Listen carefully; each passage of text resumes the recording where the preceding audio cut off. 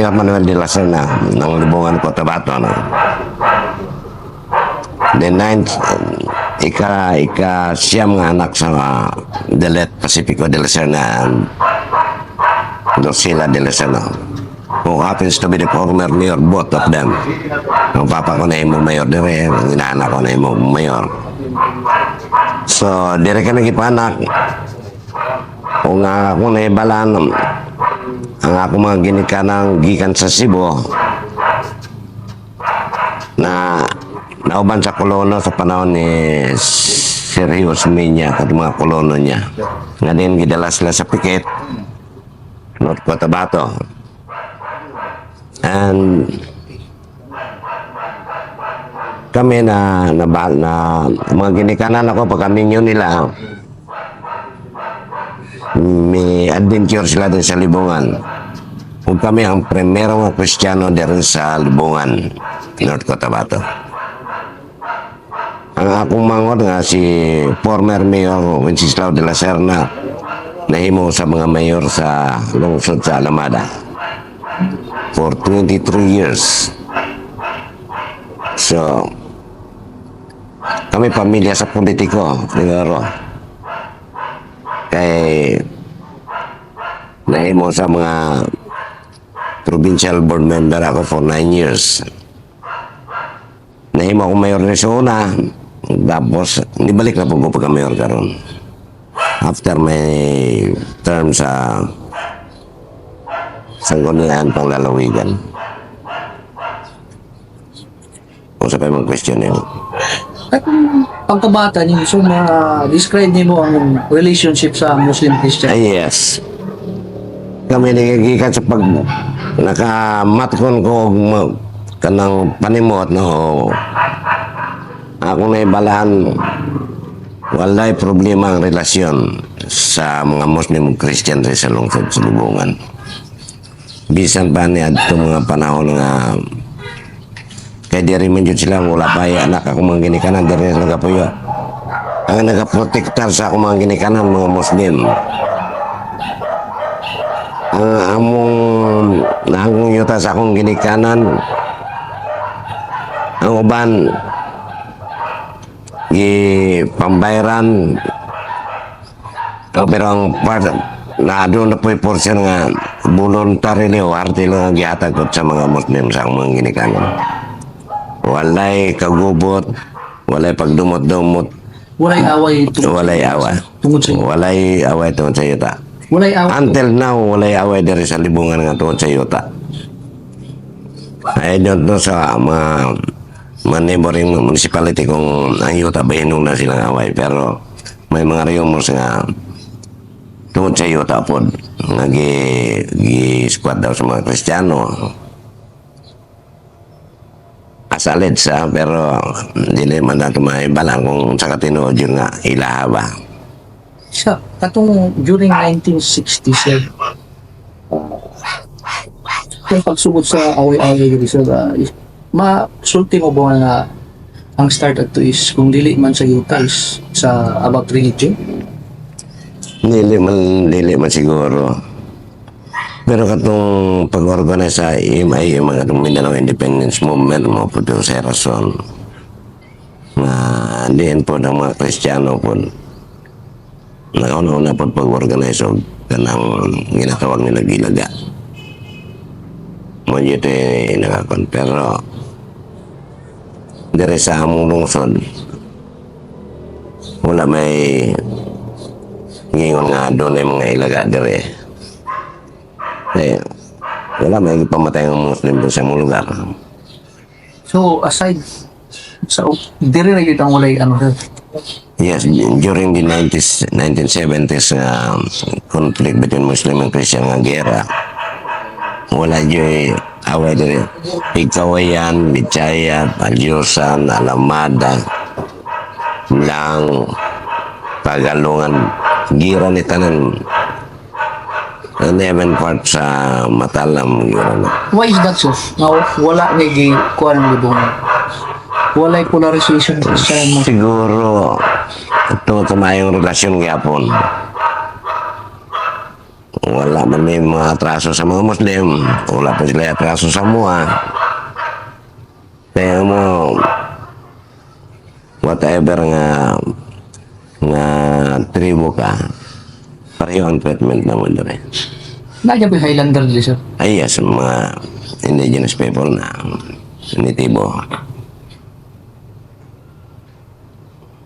So, sa inyo, sir, what was the cause? Kung ito observation niyo sa unang, sir, kung sa mga ang cause sa pagkagugot, sir? Kana mo dili na ako matugkad. Kana yung organization, siguro sa organization nila, kay ako na balan. Bawat pamilya, doon na dyan kayo sa anak ko, membro sa pamilya nga mapil dyan sa ilang kuwan ka ng guerrilla o mga warrior. Kung wala kay hatag ang membro sa mga anak para mapil sa gera, umuaway, kinanglan siguro financially makatabang po sa ilang organization. Kung sa'yo may suggest niyo mo sa uban kalungsuran, sir, nga maipakita nga awata ang libungan nga nganong wala man nag-away ang Muslim brothers of Christian brothers natin. Kung sa'yo maitambag niyo mo sa lain kalungsuran. Kaya na lesson ko makasulti niya na kay kung sa mga kung nagkasabong ka ba, kung sa bungero ka, mag-breeding ka, bot pa sa bot, na yung manok nga gipili ni mo nga inborn dyan siya mga mayo dyan sa maway. Dili ni mo matuluan itong uban. Kung mayang relasyon, mayang taas ang respeto sa mga Muslim brothers na to. So unsa ang imong unsay sikreto sa mga tao diri, sir? Sikreto sa Muslim brothers sa libungan, sikreto sa Christian brothers sa libungan, nga wa may away. Kwan lang, mayong relasyon. Respetuhan na lang. Kung sa katungod sa Muslim, respetuhan na to. Kung sa katungod sa Kristiyano, sila sa respeto ka na to.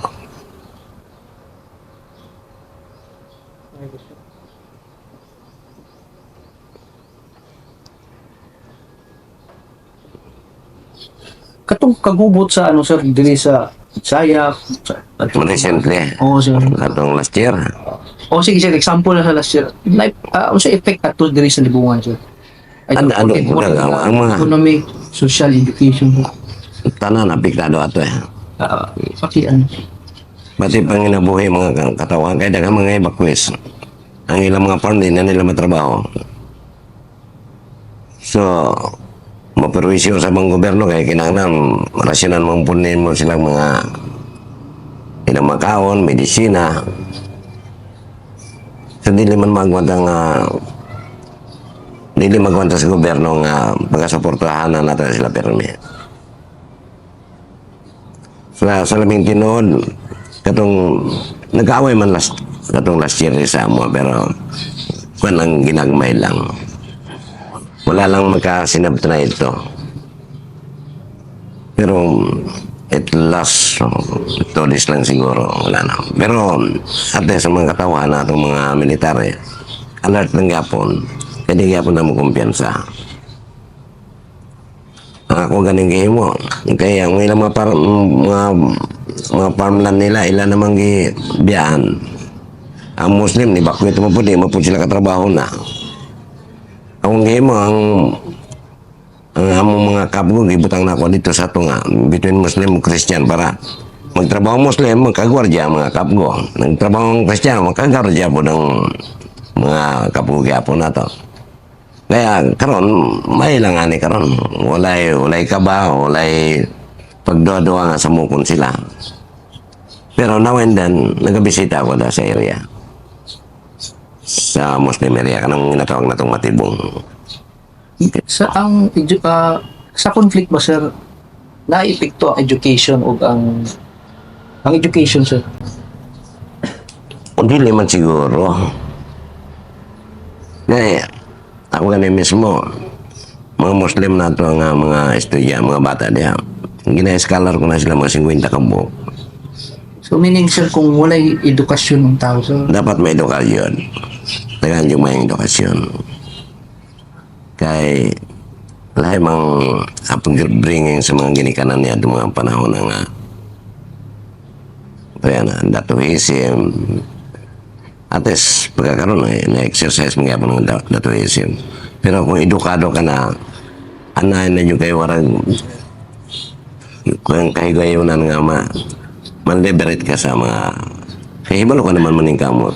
so meaning sir, ang culture sa Yes, ang tao, pag-usap mga culture value sa matag tribo, hindi mo madali-dali ba pag-change ba? so there will naka-epekto na sa conflict. Yes. Usap po na sinungdan. Kaya sa una may una dato giraho na to sila. Sunod man dayon. Pero karon magduwa-duwa ng mga edukado. Kung mauni mo o imong ug karon lang ka lang hasta karon ka lang ba na imong panginabuhi mo gusto mo tapos ka ng mga panahon na. So ang ginasulti mo sir, there is a solution sa conflict sir, ano yung mga Yes, ang tagaan nyo na ito, tagaan na ito pagtagaan nga may edukara mga kabataan. unsa pa sir, unsa pa yung mga solusyon na just Dapat ang gobyerno sincero po na matagang serbisyo. Kristiyano ka man, Muslim ka man, lumad ka man. about diri sa conflict sir, kinsa ang dapat mag-lead sir? LGU ba supported by the AFP or military units, or the AFP supported by the LGU units? Ang military, hindi naman yung makahatag ang solusyon. Kaya, kana sila, kung na mga konflikto, na mga away, usap na sila mo kamin. Dapat yun, ang mag-initiate, LGU, NGO, sa mga religious sector. Para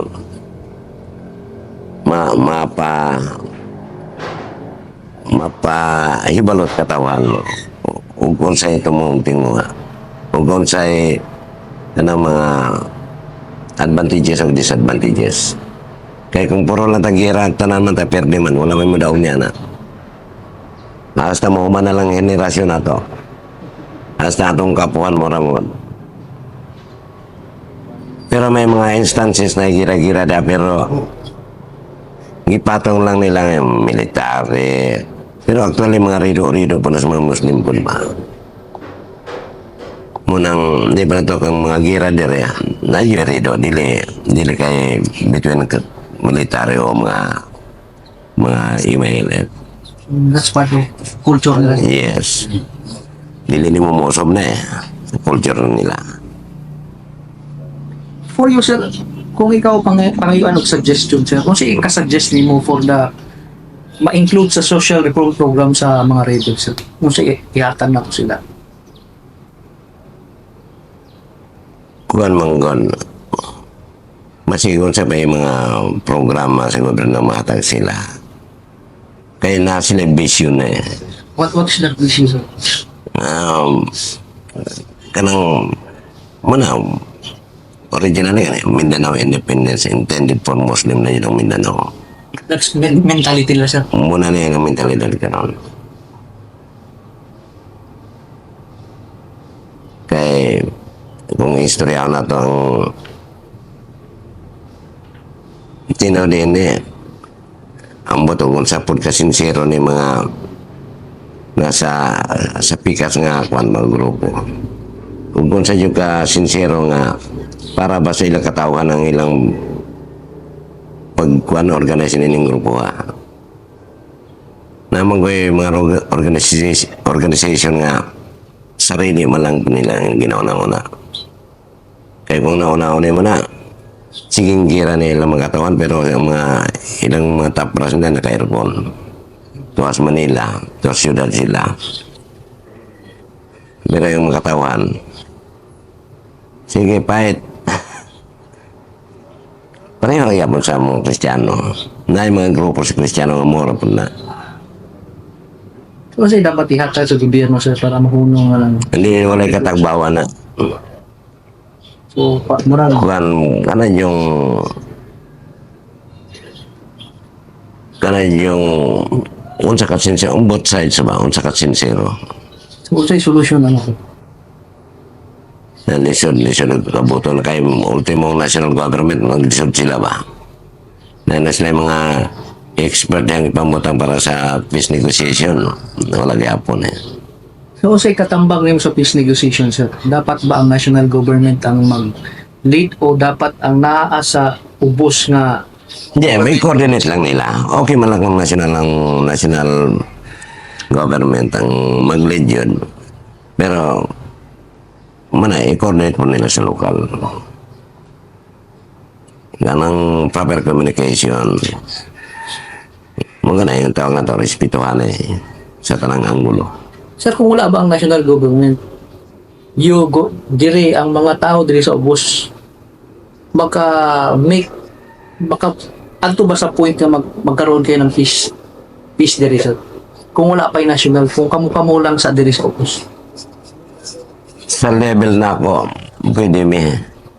Pero sa ubang kwan, hindi ko pa kay lain-lain may mga idea eh. Hindi naman po na kung may yung pattern ninyo.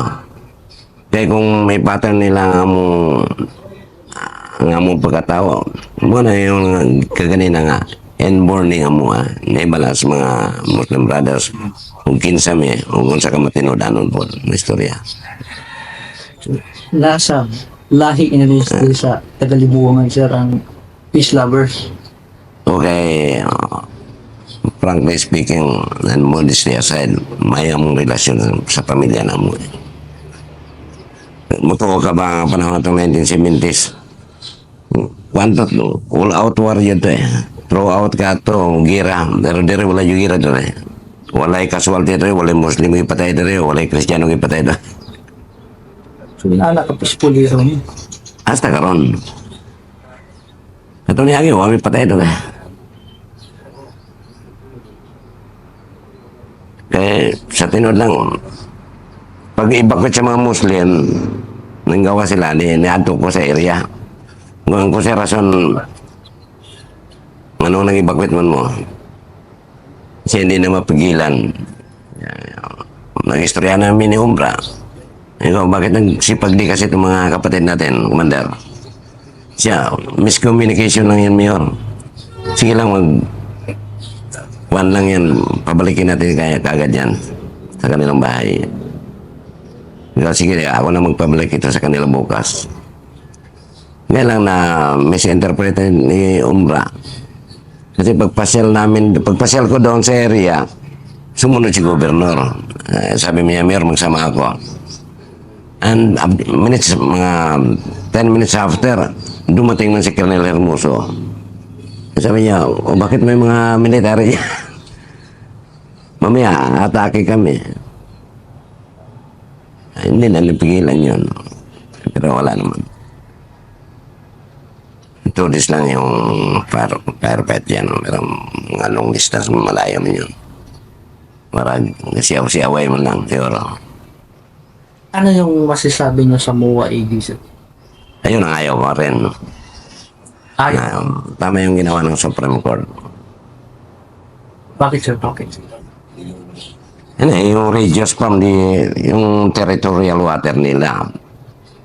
Lahat na kasali na ito eh. Hindi man ito kasali ang sa kanilang mga ang libungan. Pero yun sa territorial, Pigawan, may kinuha sila, may ilang barangay doon, Mitsaya, bilang barangay. Ito sa akin, kahit isang barangay, hindi sila nag-claim. So, libungan lang yun, hindi nila. Alamada, may gina-claim sila doon, ilang barangay. Pikit, Kabakan, Matalam, lang, Alyusan. Pero sa akin, kahit isang barangay, wala silang i-claim. Ano yung kinakatakutan ng sa mga Christian brothers natin kung mabigay sa kanila yung dito? Yung hiningi nila sa MOA. Huwag na natin pag-usapan yung bakit sila takot. Siyempre, yung juridical entity, yung Bangsamoro. Siyempre, yung nasa isip ng brother natin na Kristiyano, and the moment na ma-approvean yan, Pati yung mga ari-arian nila, baka makuha na balik sa kanila. Right. Na kung saan binili nila yan, pinagpawisan Ang nila. nasa MOA, di ba, Hindi, wala naman siguro. pag nakuha na, paalisin yung mga Kristiyano? Ay, hindi naman siguro. Wala yun, wala yan. Hindi nakasali yung gano'ng mga terms. Pero, precaution yung mga Muslim Christian, ay mga brothers Christian natin. Kung sila na mag-dominate ito, kada sarili nila sundalo, meron silang hostisya. Yung wala tayong matakbuhan. Sila na mag-desisyon, no? Balik mo yan. Ganun lang. Ano yung Ayun, frame siya. gusto nyo sa Pilipinas? Lalo na dito. Ano yan, ambisyon. Magkaroon ng masayang tao, progreso ang tao, may mga hanap buhay, katahimikan. Ano lang yung sinabi niya. May gusto pa kayo sabihin sa hindi ko pa nakamit. Wala na siguro. Yung effects ng concert ng buhat sa business sa municipality. Terms of economics and economic. Paralyzed talaga lahat yan eh. Kasali na yan. Yung lahat na negosyo, pati bangko, kasali na yan. Malaking epekto yan talaga. How about effects sa education? Kasali rin yan. Pero partially. Eh, yung mga remote areas mo lang nagigira. Antes mo, window ang klase. Walang mga maestra, walang mga estudyante. Pati mga Muslim na estudyante, magbakwit rin. Yung concert, yung sinasabi na unequal daw, unequal distribution of the wealth. Sir, ano yung agreeable ba kayo sir na there is an equal distribution of development projects between Muslim and Christian. Muslim communities and Christian communities, sir? Maganda yan. Including arms. Hindi sir, may unequal ba sir from national government sir, mas pinapaboran yung i-develop yung Christian community sir. Hindi totoo yan. Kung tutuusin, kung nag-implement na ito mga Muslim mga municipality provinces, mas malaking binuhos ng gobyerno dyan. Kaya yung mga kalsada niya, pa hanggang Marawi yan, kung gold lang nilagay niya ng gobyerno, gold na yan eh. Pero uli pa na konkreto eh. Kaya the most privileged pa sila eh. Kung anong sabihin ni Dato Andal ngayon, nakikinig si Presidente. Anong hingin ni Andal, nagabigay si Presidente. Basta development lang. Kaya hindi natin masabi unequal. Kaya lang nag-implement tayo whatever mga programa ng gobyerno na natatanggap namin dito sa mga Christian areas, gina-implement namin. Eh sila, maniwala ka ba gina-implement yan? Meron na yan, kahit na makinig pa sila.